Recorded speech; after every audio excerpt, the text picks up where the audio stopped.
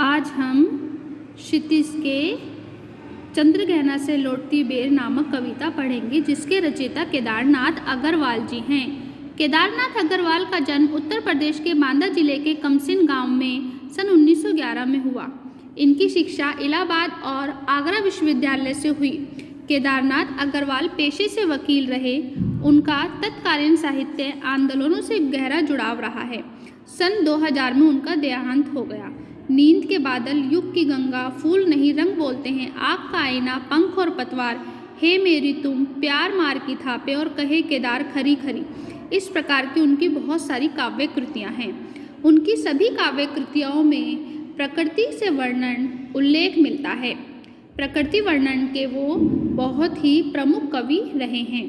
केदारनाथ अग्रवाल जी प्रकृतिवादी धारा के प्रमुख कवि माने जाते हैं।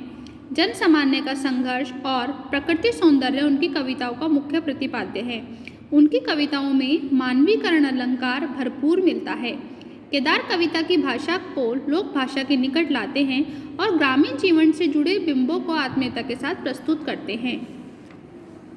प्रस्तुत कविता में कवि का प्रकृति के प्रति गहन अनुराग व्यक्त हुआ है।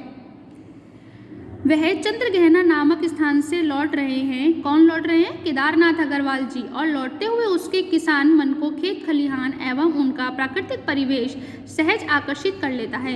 इस कविता में कवि की उस सृजनात्मक कल्पना की अभिव्यक्ति है जो साधारण चीज़ों में भी असाधारण सौंदर्य को देखती है और उस सौंदर्य को शहरी विकास की तीव्र गति के बीच भी अपनी संवेदना में सुरक्षित रखना चाहती है।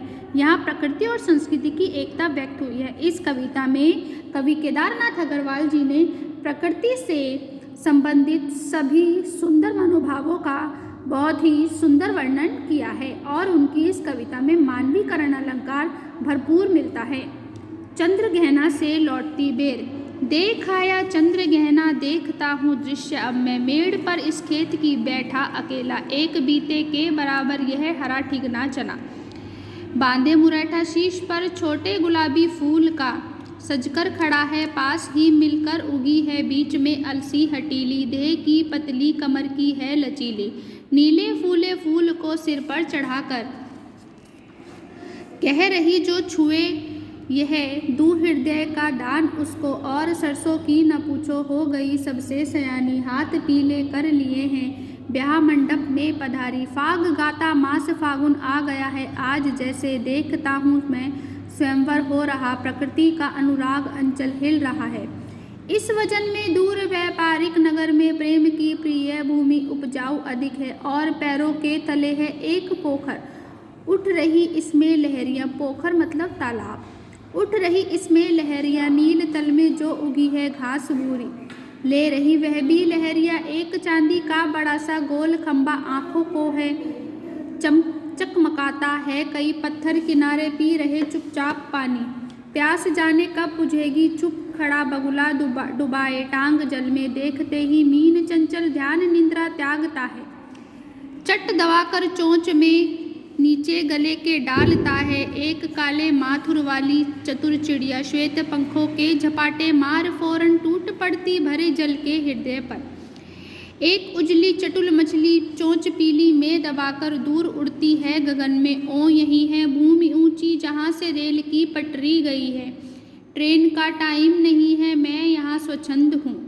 जाना नहीं चित्रकूट की अनगढ़ चौड़ी कम ऊंची ऊंची पहाड़ियाँ, दूर दिशाओं तक फैली हैं बांझ भूमि पर, इधर उधर रीवा के पेड़ कांटेदार कुरूप खड़े हैं, सुन पड़ता मीठा मीठा रस टपकता सुग्गे का स्वर, टेंटे टेंटे सुन पड़ता वनस्थली का हृदय चीरता, उठता गिरता सारस का स्वर, टिंटो टिंटो मन होता उड़ जाऊं मैं, पर फैलाए सारस के संग, जहाँ जुगल जोड़ी रहती हरे खेत में, सच्ची प्रेम कहानी सुन लूँ चुप्पे चुप्पे। इस कविता में श्री केदारनाथ अग्रवाल जी प्रकृति का बहुत ही सुंदर वर्णन करते हुए कहते हैं। प्रस्तुत कविता में कवि केदारनाथ अग्रवाल जी ने गांव के सौंदर्य का, गांव के प्राकृतिक सौंदर्य का बहुत ही सुंदर वर्णन किया है। उन्होंने इस कविता में हरे भरे खेत, बाग बगीचे या और नदी के किनारे सभी इस प्रकार की रचना की है कि वे ऐसे लगते हैं कि वे शायद जीवित हो गए हैं। उन्होंने चने के पौधे का वर्णन किया है। अलसी के पौधे का वर्णन किया है। अलसी ऐसे लग रही है जैसे उसकी देह कैसी है, बहुत पतली है, कमर पर लचीली, और ऐसा लग रहा है कि जैसे चने के झाड़ के साथ वह विवाह करना चाहती हो। जिस समय ये कविता केदारनाथ जी ने लिखी थी वह किसी नगर में रहते थे बच्चों, ठीक है। और किसी कार्यवश से वे चंद्रगहना नामक गांव, चंद्रगहना नामक स्थान था, गांव है, उससे वो लौट रहे थे। और लौटते वक्त क्या होता है, उन्हें खेत दिखाई देने लग जाता है। बस वो उसी खेत के पास बैठकर और प्रकृति का आनंद लेते हुए इस कविता की रचना करने लगते हैं। अपनी कल्पना में वे खेतों में उगने वाली सारी फसलों का मानवीय स्वरूप दे रहे हैं। उन्होंने खेतों में उगने वाली फसलों का मानवीय स्वरूप कैसे दिया है, जैसे कि उन्होंने चने का दिया है, ठीक है। हरा ठिगना चना, छोटा सा झाड़ होता है चने का, उसका उन्होंने वर्णन किया है।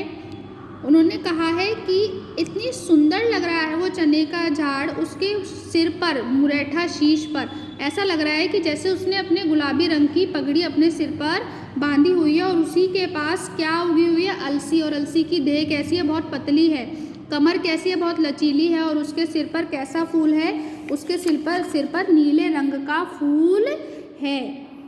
इसके बाद उन्होंने अपनी कल्पना में खेतों में उगने वाली सारी फसलों को मानवीय रूप में दिया है, और उसकी विशेषता बताते हैं। वे ये भी बताते हैं कि वो क्यों सुंदर लग रही है। कवि केदारनाथ अग्रवाल जी ने अपनी कविता में नदी के तट पर, नदी के किनारे भोजन ढूंढ रहे बगुले के साथ साथ पक्षियों का भी बहुत ही सुंदर वर्णन किया है। और उन्होंने कहा है कि कुछ पक्षी तो ऐसे हैं जो नदी के अंदर जल में गोता लगाते हैं, मतलब नीचे की साइड जाते हैं और अपना भोजन ढूंढ ले आते हैं, अपना भोजन ऊपर ले आते हैं। उनके जाने का समय हो जाता है, उनकी ट्रेन आने वाली होती है, और इस प्रकार से उन्होंने इतना सुंदर वर्णन किया है इस प्रकृति के प्रेम से, और प्रकृति के सुंदरता का, मनोहर दृश्य का वर्णन किया है। वह बहुत ही खुश हैं, उनके मन को बहुत ही आनंद मिल रहा है। वो कहना चाहते हैं कि मेरे पैरों के तले एक तालाब है और उसमें मछलियाँ क्या है, गोता लगा रही हैं, और जो बगुले हैं अपना भोजन ढूंढ रहे हैं। और उसमें तालाब के जल में चांदी का एक बड़ा सा गोल खंभा, चांदी का बड़ा सा गोल खंभा, जो सूरज की किरणें पड़ रही हैं, सूरज की परछाई पड़ रही है, वो किस में पड़ रही है, नीचे तालाब पर सामने पड़ रही है। तो वो ऐसा लग रहा है कि जैसे उसके बीचों बीच चांदी का एक गोल खंभा खड़ा हो गया, और वो बहुत ही अधिक सुंदर लग रहा है। ऐसा लग रहा है कि जैसे कि मैं यहाँ पर रह जाऊँ और अपने व्यापारिक नगर, अपने शहर में ना जाऊँ। ये प्रेम की भूमि है, ये बहुत अधिक उपजाऊ है, ये बहुत ही अधिक सुंदर लग रही है। और ऐसा लग रहा है कि नदी के किनारे जो पत्थर पड़े हुए हैं वे चुपचाप नदी का जल पिए जा रहे हैं। पता नहीं और कब से ये जल पी रहे हैं, पता नहीं इनकी प्यास कब बुझेगी। चुपचाप बगुला खड़ा हुआ है जल में, पानी के अंदर एक टांग पर खड़ा हुआ है, और धीरे धीरे जैसे ही उसे कोई मछली दिखाई देती है और अपनी चोंच में दबाता है और उसको खा जाता है, चोंच में दबाकर चट कर जाता है। बहुत सारी उन्होंने चतुर चिड़िया, काले माथे वाली चिड़िया, मछली का उसकी पीली चोंच का वर्णन किया है। और इसी के साथ उनके जाने का समय हो जाता है, उनकी ट्रेन आने वाली है। उन्हें इस बात का बहुत दुख होता है कि इस प्राकृतिक सौंदर्य से भरे गांव को छोड़कर वे जा रहे हैं, और फिर से उन्हें अपने नगर में जाना पड़ेगा, जहां रहने वाले लोग कैसे स्वार्थी हैं, पैसे के लालची हैं, जिन्होंने गांव की सुंदरता को कभी नहीं देखा है। इस तरह से हम कह सकते हैं कि इस कविता के द्वारा कवि ने अपने मन की बात कहने में पूरी तरीके से सफल हुए हैं। पूरी अच्छे ढंग से, अच्छे प्रकार से उन्होंने ऊंची ऊंची पहाड़ियों का, चित्रकूट की पहाड़ियों का वर्णन किया है कि दूर दूर तक अगर कांटेदार कुरूप पेड़ खड़े भी हैं तो वो ऐसे लग रहे हैं कि जैसे कि फिर भी वो रीवा के जो पेड़ हैं कांटेदार हैं, फिर भी वो उन दूर दिशाओं तक फैले हुए हैं और बहुत ही सुंदर लग रहे हैं। सुग्गे का स्वर, सुग्गा मतलब सारस का स्वर जो दूर दूर तक फैला हुआ है, वो भी बहुत अच्छा लग रहा है। सारस के संग जुगल जोड़ी, सच्ची प्रेम कहानी सुन लो। और जो दो सारसों का जोड़ा वहाँ पर खड़ा हुआ है वो भी उन्हें बहुत अच्छा लग रहा है। वे इस गांव को छोड़कर नहीं जाना चाहते हैं, वह बहुत दुखी हैं कि मैं इस गांव को यहाँ से छोड़कर कैसे जाऊँ, मैं उस स्वार्थ की दुनिया में, उस शहरी दुनिया में यहाँ से जाना नहीं चाहता हूँ। फिर भी उन्हें जाना पड़ता है, फिर भी उन्हें क्या करना पड़ता है, अपने उस व्यापारिक नगर में, शहर में जाना पड़ रहा है। और वे क्या करते हैं, प्राकृतिक सौंदर्य से इस बड़े गांव को छोड़कर चले जाते हैं।